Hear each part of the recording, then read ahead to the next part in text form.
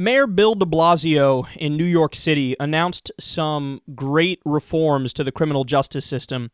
The Associated Press reports, quote, he wants to spend $130 million over 4 years to overhaul how New York City deals with mentally ill and drug-addicted suspects, diverting many to treatment instead of the city's troubled Rikers Island jail complex. They continue, de Blasio's plans are based on the recommendations of a task force following reports by the Associated Press detailing problems at Rikers, including the death of 2 inmates suffering from serious mental illness. So that's really interesting because he actually learned from the press and he said, oh, here are some problems, and he fixed them. It's a very rare thing among politicians nowadays that they read the news, they follow it, they comprehend it, they understand it, and then they act to change said problem. In fact, that almost never happens today, but de Blasio did exactly that, so credit to him. Quote, the reforms are aimed largely at inmates with mental health or substance abuse problems who repeatedly end up in jail on minor offenses because there is nowhere else for them to go. The changes, which do not require city council approval, include offering stepped-up training for police to identify such suspects, using drop-off treatment centers for low-level offenders, and allowing more leeway for judges to order supervised release and treatment instead of jail. So stop and think about this. In the year 2014, in America, we still treat the mentally ill and the drug-addicted the same as we would treat, say, a murderer or a crook. Isn't that stunning? In fact, it used to be a little bit better, and then Ronald Reagan came along and he basically said, no more treatment for mentally ill people, just fucking release them all and let them fend for themselves. And we've been suffering from the consequences of that ever since, and New York City is just as bad. I mean, if somebody was mentally ill or drug addicted, they would just throw them in Rikers with people who are career criminals and people who can sometimes be legitimately bad people, and they say, well, you're the same as them. Somebody's a fucking paranoid schizophrenic or a severely depressed person who's acting out. That person needs treatment. That person needs help. Punishment is not going to help that person because they're ill. I mean, same with drug addiction. If you're dealing with somebody who's drug addicted, I mean, why not take that person, give them treatment, give them help, and try to rehabilitate them? See, that's the thing.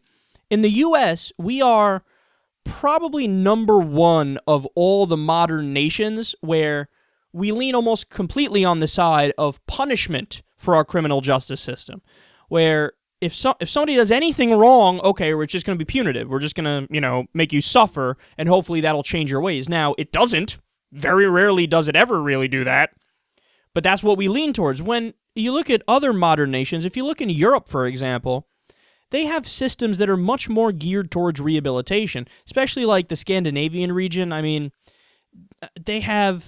they're basically only focused on rehabilitation, to the point where I even think they go too far in that direction, where there's no punishment at all, even if we're talking about 10% of the treatment is punishment or 50%, nothing. It's just all, okay, you did something wrong, well, now we're going to give you therapy, now we're going to send you to this prison, which is basically kind of like an apartment complex, and we're going to treat you like an equal and treat you like a person and basically get you to realize what you did by undermining the ideology that led to you acting out in an aggressive fashion. By letting you know this isn't a cold, cruel world, we're going to lift you up and make you function like a normal person in society.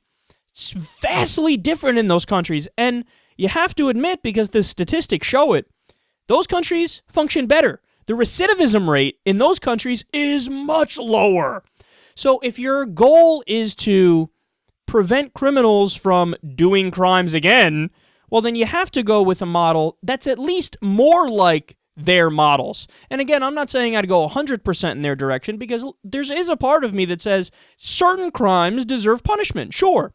But you still have to move somewhat in their direction, because we know statistically that works better than what we do, where we have a very draconian system. So Mayor Bill de Blasio, I think, is doing a great thing here. He's starting that conversation. He's starting to move us in that direction. And that's very important when you're dealing with New York City. I mean, New York City, gigantic, part of the United States of America. This is one of the places people think of when they think of the United States of America. So to have proactive policies over there, it means something very positive, and it shows us that maybe we can start moving in that direction at a federal level, and it's good that somebody's finally leading the way.